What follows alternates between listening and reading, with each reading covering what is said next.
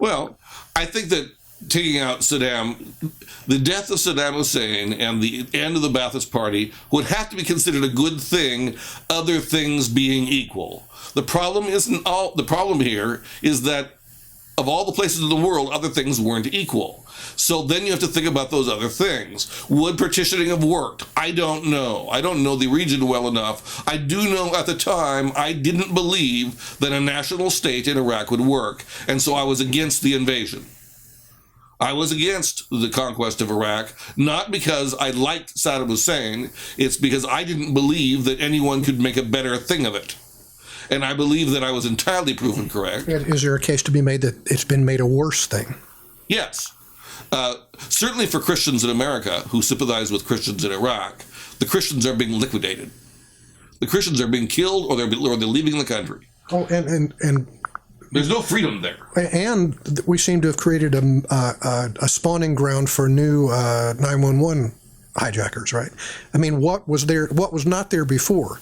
Al-Qaeda agents and fierce plotters against the country is there now. Exactly. You're entirely correct. So the question is, what Bolton's done is that he's thrown a monkey wrench in the debate because he doesn't want to deal with that fact. The fact is that the policies that he promoted and was a spokesman for in the United Nations are the policies that led to the current debacle, which could actually be much worse than Al-Qaeda in Afghanistan, trading in Afghanistan. Yeah, but Saddam would have been horrible too. So his position is Saddam was horrible. We did what we had to do then. Now this is horrible. We've got to do what we have to do now.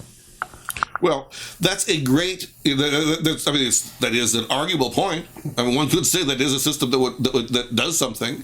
It is convenient that it always keeps America on a permanent war footing. We're always at war on this method. Convenient for whom? People who are in the diplomacy war game, like John Bolton. Bolton wants to be a war president, obviously. Bolton was the ambassador of the UN during a war period. He is part of the inner circle of warriors, of warmongers in America. So having a permanent war footing is great for them if you really like war and really want to do it. He's not a military man. He's a diplomatic man in the war industry. So he's the person who starts wars and continues wars and allegedly could end them. And so who knows how to control them? He certainly knows how to get people to want to continue what they're doing. Now, I had some sympathy with everybody in 2002 who were talking about Iraq because unlike everybody else in America, I seem to be the only one who believed that the Iraq war started by George Herbert Walker Bush had never ended. That there was a truce, we held back, and then we made no-fly zones and an embargo over Iraq and killed many, many people through the embargo. The Americans are responsible for hundreds of thousands of deaths during the embargo. Madeleine Albright said it was just a fine thing. Wait a minute. Bolton disputes that. He says that these 100,000 deaths and the claims that Camille makes, he completely disputes. He challenges Camille to prove those numbers. Can you prove those numbers? One would assume that a major cable television network has the resources to actually go and check on facts as they're disputed, and yet they never seem to do that. That's one of my main complaints about. That is one of my main complaints about modern chat shows, is that when they reach a data impasse where people don't agree on the basic facts, they should stop. They should basically say, "Oh, hold on, we can't go any further here. So, what fact are you objecting to, and what are you proposing? And let's fact check this." And so at that point, somebody should say, "We're going to. By the end of the show, we're going to have the fact, and we'll know that for you." Wait, they could have a fact checker somewhere in the studio. Yeah. No, in fact, I think that all these shows should have what are basically amounts to ombudsman. That is, in fact, the sergeant at arms kind of people who said, "Oh, we reached an impasse," because there are impasses. There's several kinds of impasses during debates. One of them are when people disagree on the basic facts. There's a great line, of course, that we probably should all have known real well, is that we get to have our own opinions, but we don't get to have our own facts. So we should be able to agree on facts. So that's really important.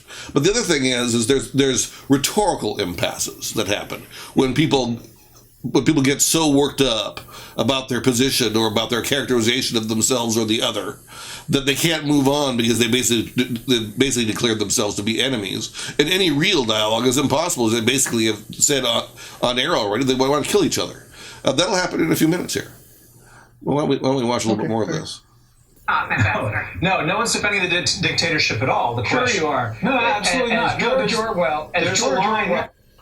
Oh my! This is the great moment here. And it's also unfortunate they never say what George Orwell was supposed to have said. They're all so activated now that it's almost impossible to follow the discussion.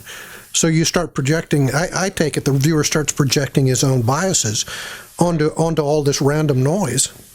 It's worth noting, though, the first time I watched this, I thought John Bolton came out better.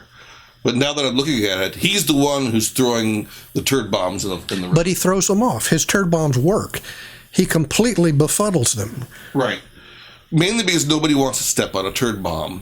So then you began dancing. And dancing looks goofy, especially when a person like Matt, as a white person, does it. So, so here we go. See, what is the line? I have no idea.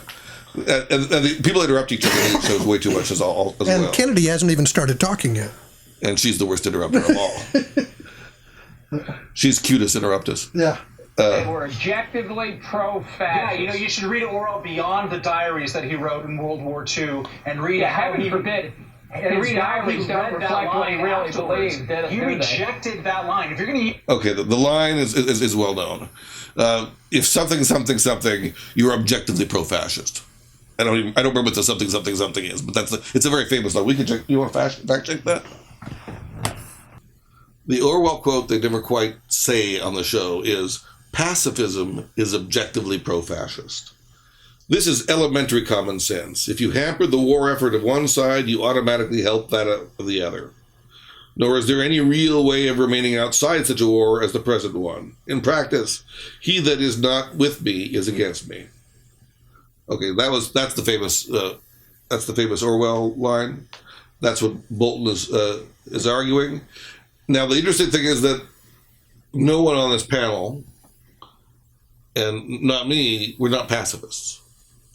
So it's an interesting stretch because we're not pacifists. We're for defense. We're for defense to the death at times. And we're also, I'm not against, there's intervening in another conflict is not immoral. If two people are fighting, you can get involved in the fight, but there are some rules about that. They're called just war theory. And it's interesting how people like John Bolton, I never hear them bring it up. This is one of the high points of Catholic moral tradition, just war theory. It is the beginning of modern liberalism, the law of war and peace. Liberalism in the modern libertarian sense, right? The beginning of the individualist tradition in the Western world, where the rule of law was important, and just war theory is at the heart of it. And what the idea is, you have to limit wars. I mean, a defensive war is certainly fine. The aggressor is wrong, right? A defense is just fine. If two countries, or two people in a personal sense, are fighting, you may intervene then too, but there you have a bunch of stipulations that must be put in place. One of those stipulations is, by entering and siding with one side, or none, or both, however you intervene, if by doing so you have a good chance of making the result better than not intervening, then you may. Well, see, but that's what they always think. The intervener, the warriors always think they can control the war and bring about the conclusions they want. And in the case of Nazi Germany, they thought they still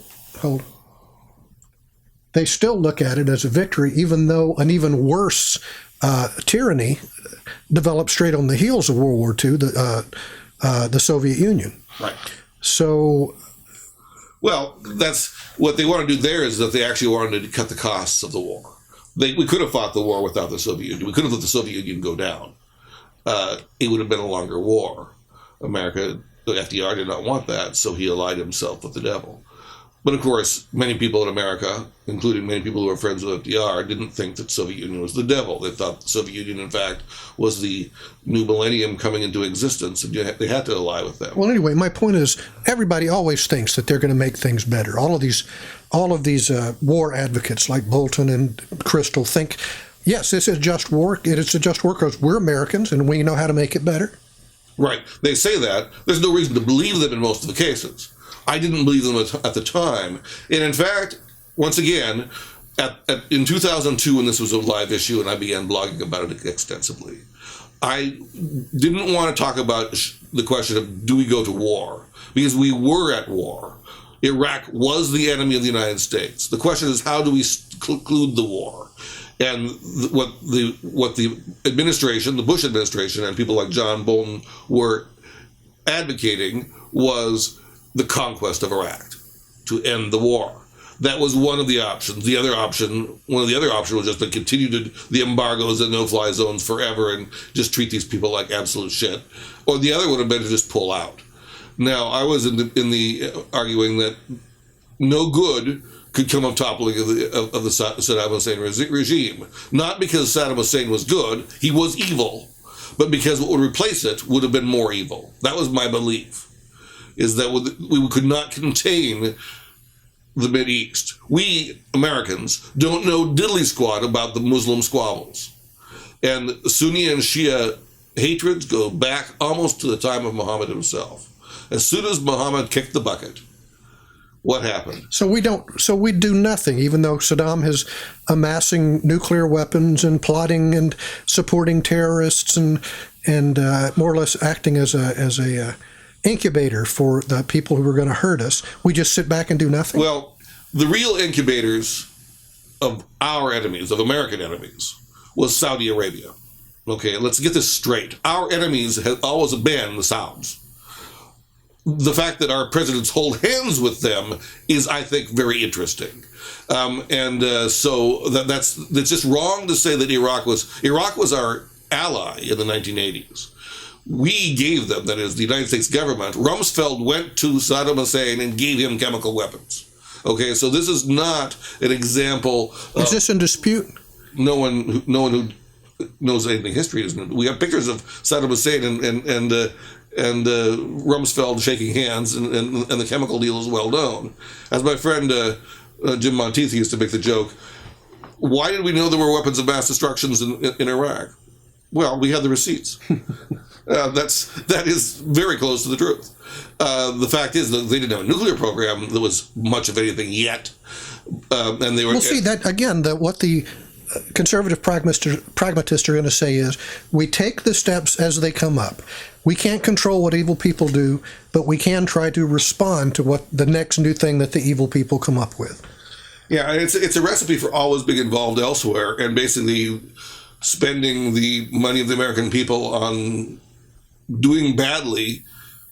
And it's worth noting that time after time we tend to create new enemies. We by hitting the beehive, we tend to make things worse for ourselves rather than better. Well, that's the problem with Afghanistan. That's the problem with Iraq. That's the problem with all our Mideast interventions. There's a problem way back, when I started thinking about this hard, though I wrote about this even in the 1980s. The problem of, it was 1990, was the fall of the Berlin Wall when my boss asked me, well, now the Soviet Union is gone, who's the next enemy? And my response immediately was Islam. Was it less than a year, and America was at war with Islam? This is not. I don't think this is a mistake at all. I think this is the scheme of the people like John Bolton, is to always have enemies because they can't live without them. Well, these people are pretty rotten, right? Do we just sit and not do anything? Well, maybe not anything, but we certainly don't do bad, make things worse. That's the problem. I'm not saying that it was bad for the United States to go into Afghanistan.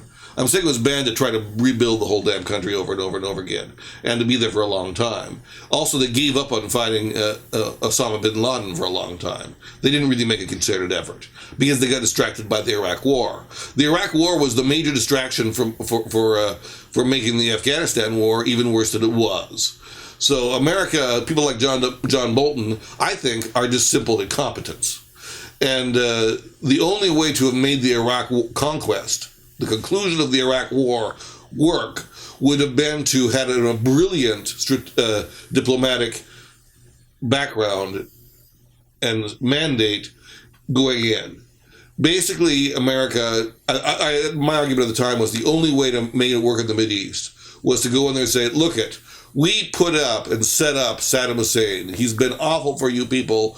It's our mess. We created him or helped create him. Now we are going to take him down. It's our responsibility. Well, so far, that's what we did. No, that's not what we did at all. We didn't apologize. We apologized for nothing. The Americans never apologize because people like John W. Bolton always think they're right. They never think they're wrong, and they never apologize, and because of that, the world hates us. Why would anybody like somebody who never apologizes when they fuck up? America is the great fuck up of the world. It has way too much power. That's what it is in the eyes of the world. We mean well half the time, and then we just go in blundering in, and we never apologize for our mistakes. See, you're an America hater then, right? I hate fuck-ups who won't apologize, yeah.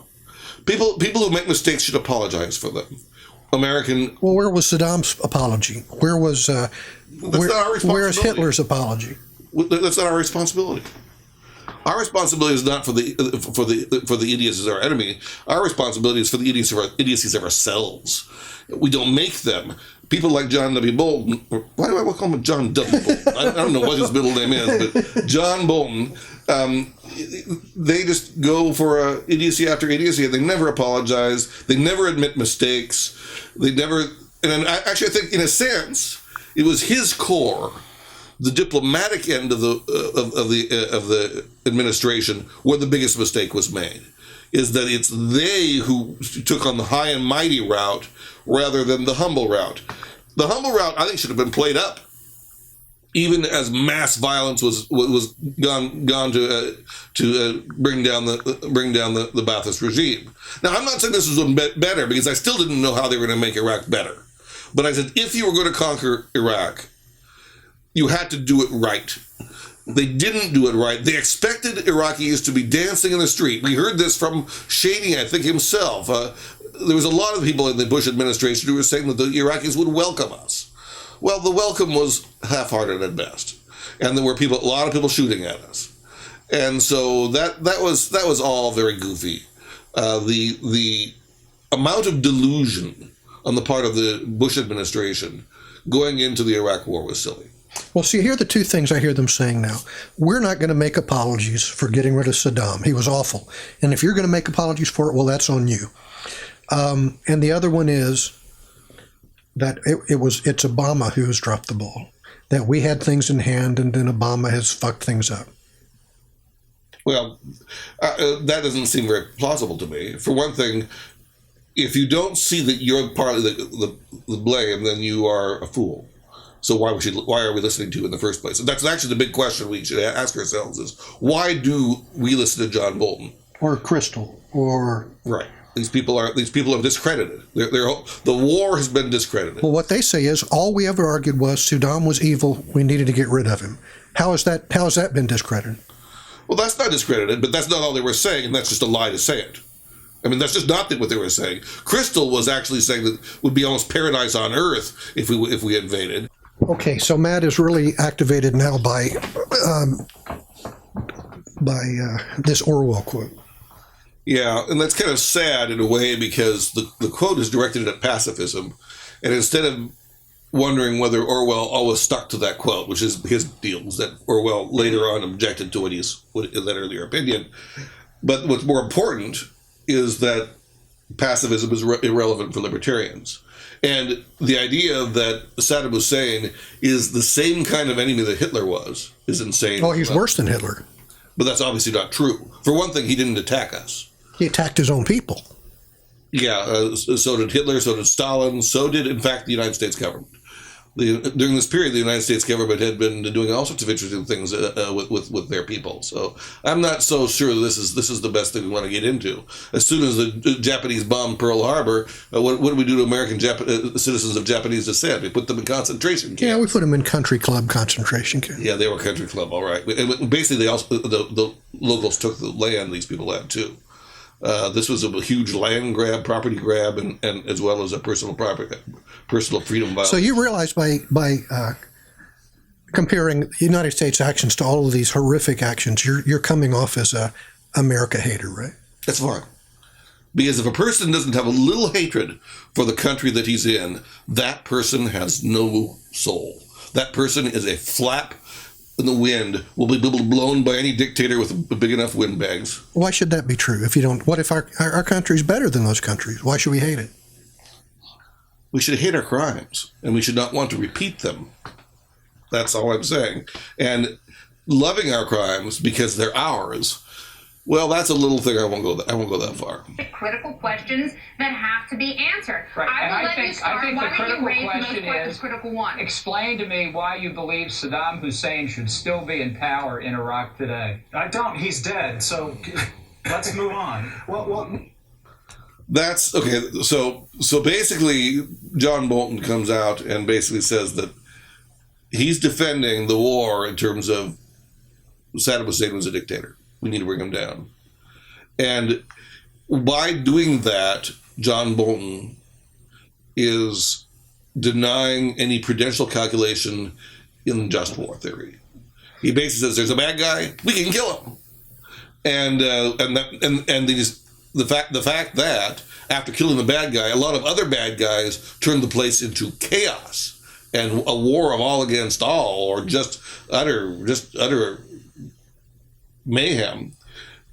That's worth considering, and that's all libertarians are saying. I think is that you didn't control it, you unleashed the whirlwind, and now you should account for yourself. It's not our business. None of us advocated the war. The reason we didn't was not because Saddam Hussein was a good guy. It's because we didn't think, just like you said before earlier, that you could contain it. Well, see, but Gary Cooper gets confronted by the bad guys. Gary Cooper's got to shoot the bad guy. And if it's unfortunate if more bad guys show up later, but Gary Cooper's got to shoot the bad guy when the bad guy raises his head, right? Well, in a situation of war, but this once again, remember, the bad guy in this case was not anti-American. The bad guy in this case started out by being anti-Iran, and so we supported him. And then anti-Kuwait, because we give him the green light to be against Kuwait. So, our April Glaspie, the great weird cipher in American history. So in this case, Gary Cooper had sold the bad guy his guns and given him a place to live before the actual confrontation. Yeah, it's a very much murkier situation. I mean, you can't pretend that this is the Wild West here, because it's not the Wild West. This is the Wild East, and the Wild East is a lot wilder than the Wild West was ever. I don't know. So Bolton is really scuttling the whole conversation by saying you have to defend that. And the proper response was, we're not defending Saddam Hussein. Well, I think they say that. Let's go and watch further. Oh, I think let's move on. Okay. How about this, Mr. Bolton? Why is he dead? How about this, Mr. Bolton? Here's an issue that I think we need to reconcile ourselves to. This is, of course, one of the most absurd moments in this argument. Why is he dead? You can't answer the question. Of course we can. No one. This is just stupid. You can't answer the question. Actually, That's why you want to address Mr. Bolton, we asked you to come here. We're going to have a conversation. Matt is sort of giving you an answer. If you'll allow me, I'd like to transition to something slightly different based on what you just said. Go ahead. Excellent. You talked about us not. Now, there was actually a nice confrontation. Camille handles himself very Camille well. was okay there. looking backwards, not paying attention to what happened before because we're faced with a number of choices now, it seems to me that the kind of decision that we might make may in fact be influenced by the fact that we've made certain decisions in the past and it hasn't worked out particularly well. There were in fact people in the administration who told us this would be a cakewalk, that we would be greeted as liberators, who don't seem to understand the region nearly as well as they pretended that they did before the conflict began and after the conflict has gone on for more than a decade. Hundreds of thousands of lives expended at this point, sir. That is ridiculous. That is utterly ridiculous. Okay, fine. What's your source on the hundreds of thousands of... Okay, here we get it. And the point is, of course, is that Camille is talking about Iraqis as well as America. And Bolton doesn't give one rat's patootie about how many Iraqis die. He's only concerned about American soldiers. Do you think that's what he's really disputing? Exactly what he's disputing. That's what he's disputing. Because, of course, hundreds of thousands of Iraqis have died in this war. We know that. The counts are there. It doesn't even register with Bolton. No. I believe that's the case. We should now go and do a fact check of that. That would be an interesting fact. Maybe, now, of course, many hundreds of thousands died during the embargo and the no-fly period. How do we know that? That's been, the United Nations tabulated this very well. There's been many, many reports. I mean, this is not really a dispute. Now, of course, there is that, Holocaust denier kind of thing from the conservative wing occasionally. We didn't do that. That's the Iraqi people. You blame that on Saddam Hussein, or these are overestimates. It's somehow it reminds me of the Holocaust revisionist I used to know, who was much exercised by the fact that it wasn't 6 million Jews killed. It was at best 2 million. And I thought, well, that's a reason to go to the barricades, isn't it? And that's conservatives occasionally do that, and Bolton is one of those. But but maybe I'm wrong, and we should fact check this. 100,000 this plus is lives. a kind of big lie. No, this is a big it's not a lie. big lie.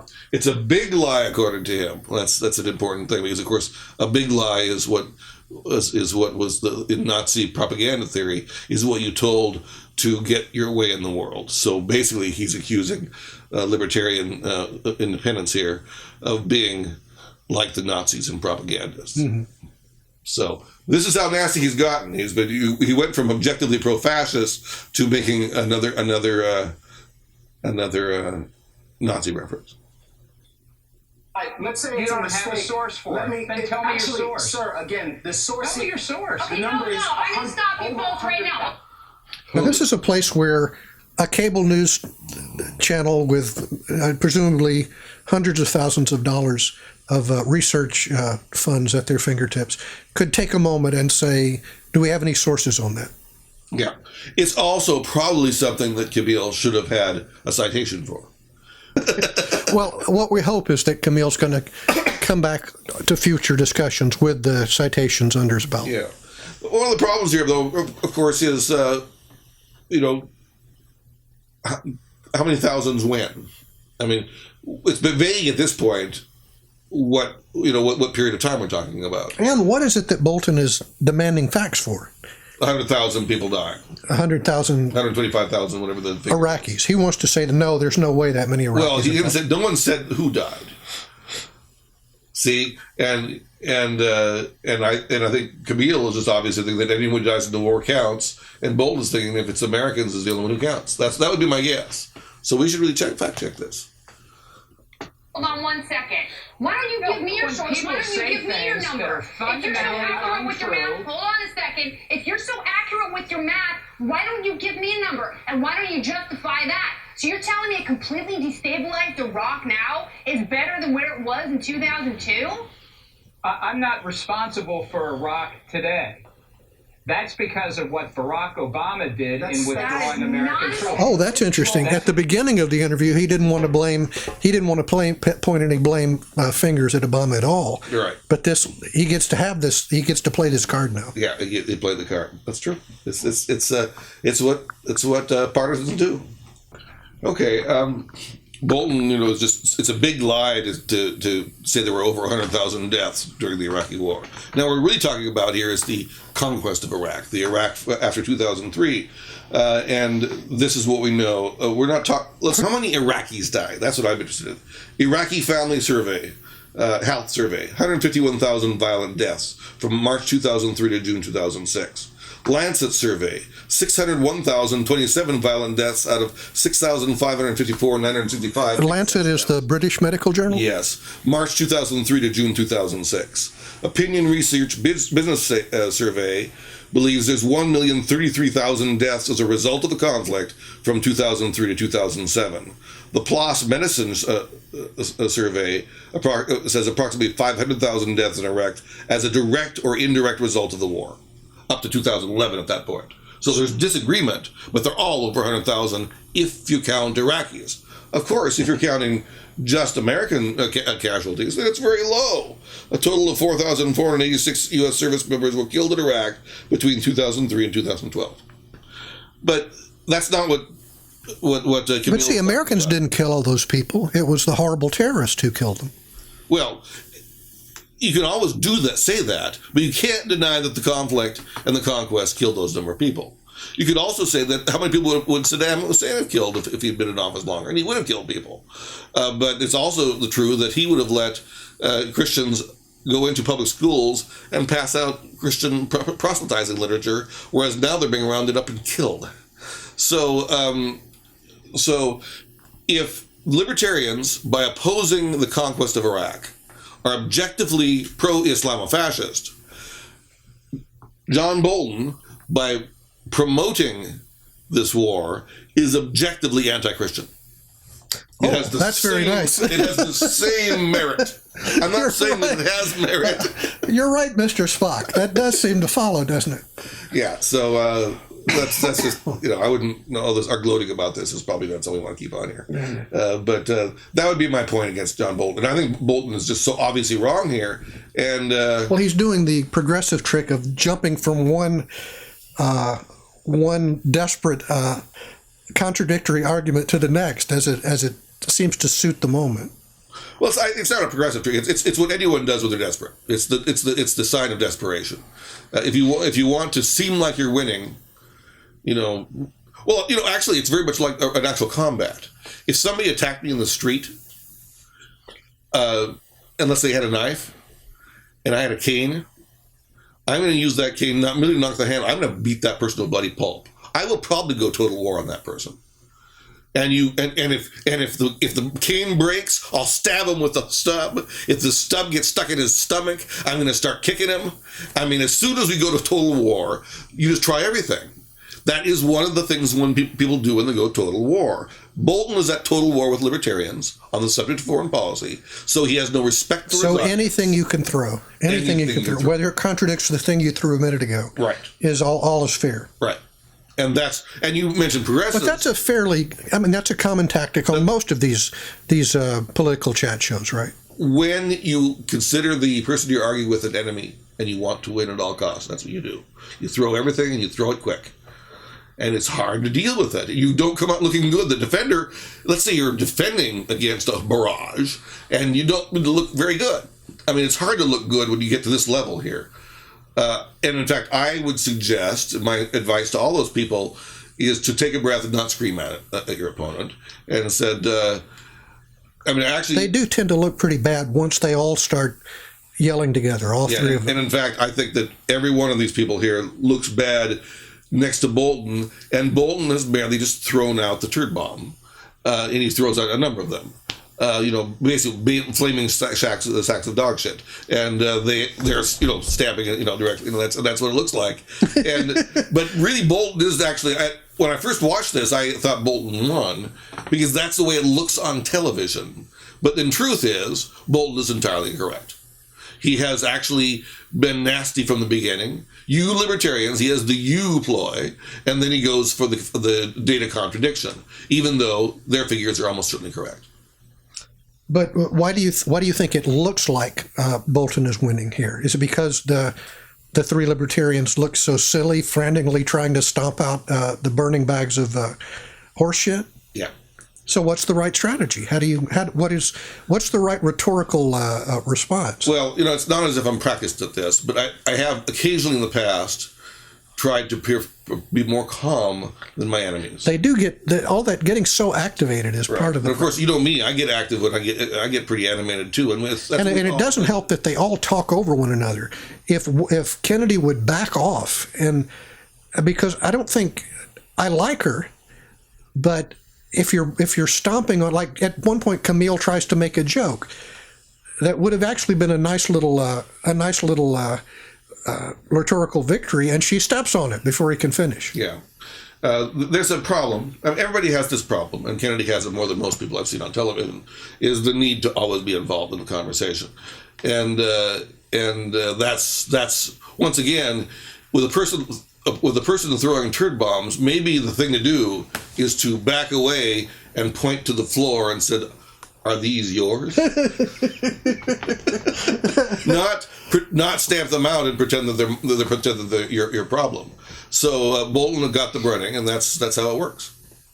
This is a case, ironically, in which having three people on your side is working against you. Yes. Having three people holding up your side is just the two of them need to pull back and let. They're all three intelligent people. Arguably, all three much more smart than I am, but they don't look it. Not when they're all jumping in together. No. And Bolton, of course, is obviously a very well-schooled individual in this kind of thing, but he is really being quite nasty and not being a good debater. Thomas Sawes reminded us, in rhetoric, the first distinction among debaters is between base and noble rhetoric. There is no noble rhetoric coming from John Bolton. He is entirely on the base level, and he knows it. He won't admit it. But he thinks he's fighting the good fight, and anything goes in the good fight. Well, that's the thing, is that he's one of these people who thinks that base rhetoric can serve a noble cause, and you come out smelling real well. And he's not alone in this. This is the way the political discourse is conducted for the most part. Especially nowadays in America. It used to be that people, I think, had more decorum. There have been periods in American history where there was more political decorum amongst people who disagreed. But now that's just gone by the boards, partly because in America, no one, well, that's not true, almost no one is taught rhetoric. Almost no one has a real training in the great ancient sciences and arts that came from Greece. Very few of us get a good classical education. And so our ability to define where we err goes out the window because we don't even have the definitions that would allow us to analyze our faults. That the Bush administration set up before they left, the Iraqi regime that we protected, we the United States government, I'm being very inclusive there because I've been against this, that we protected, we're supposed to have time to stand up troops, we're supposed to have time to reconcile themselves to these various factions. They did not do that. They failed at it miserably, and they asked us to leave. It seems ridiculous to me to try and place all of the blame on this, especially from someone who just said we shouldn't be pointing fingers. If you people would ever ask a sensible question instead of simply relying on ideological nostrums, I would explain to you that I think that nation building in Iraq was never going to work and was not the objective. All that said, it was the right thing to overthrow Saddam Hussein, and knowing what we know today, I would do it again. Okay, that's an interesting point. Nation building was so basically toppling the regime, and then not establishing anything in its place was the right thing to do. That's what he basically just said. And that's an interesting position. However, what that meant was, obviously what it meant is it excuse me, by toppling the Ba'athist regime and getting out, not trying to put anything in its place, left a power vacuum. Into that power vacuum has played the traditional wars of the Sunnis and the Shia, and the introduction of al-Qaeda elements that are now conquering Iraq. Who weren't there before. And that would have been the logical conclusion of anybody. And in fact, that's why people like General Powell said that, once you break it, you own it.